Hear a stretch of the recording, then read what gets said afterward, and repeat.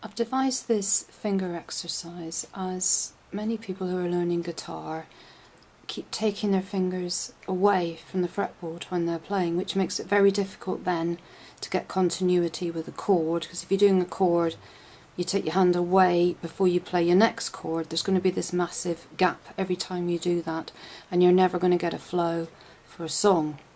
So trying to correct that, we're just going to do some very basic finger exercises just to try and train your fingers to stay and hover very, very close to the fretboard, which means obviously your fingers will be a lot quicker in getting to the correct position if you leave them hovering over where you're next going to play instead of taking them away each time. So this exercise involves all the strings. We're going to do the same thing all the way.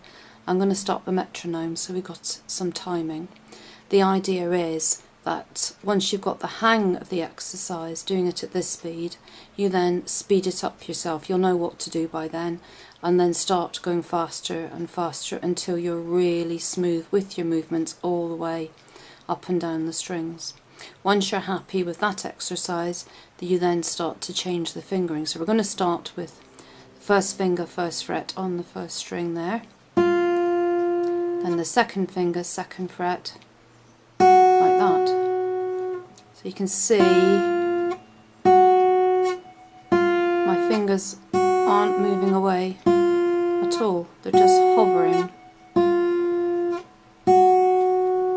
So we're going to do that all the way down the strings, and I say once you've got the hang of that, it'll be then first finger, first fret, and then third finger, third fret. So it's going to be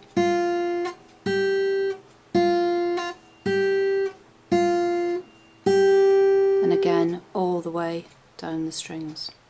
Do try and use a metronome. There's often that app on smartphones these days, and it really helps you to get a good rhythm going. So here we go.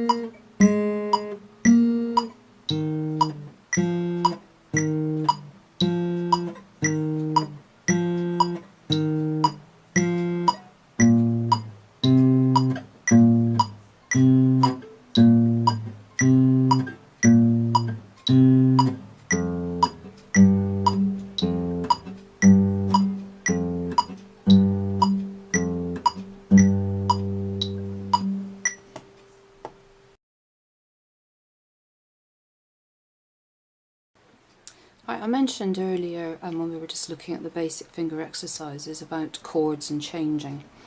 Just give you an example. This is the chord of C. I like to put an extra finger on the 6th string there so we can actually play all 6 strings and it sounds really nice. So C. Now if I took my fingers off to then play G7, it would take a while to find the chord again. And again, if I take my fingers away then try and find C, there's going to be a delay. So it should look like this. So this is C, G7, and C, and G7. So as you can see, there's hardly any change in movement at all. It's just very, very tiny. And until you get the hang of that, you're going to find changing chords incredibly difficult. So I suggest if you're a beginner and really want to start getting rid of those gaps in between changing chords, have a go at that by making sure your hand does not pull away, but it stays there ready to move. Have a good look at the pattern of where your fingers are meant to be. Study the chord chart so you can see where your fingers are meant to go, and then have them ready just to move, so you've got the minimum movement. And whatever chord you're playing, always have in mind the next one that's coming up, so you're ready and your fingers are ready then to move again with the most minimum of movement, so you get that quickness of change of speed. Happy playing!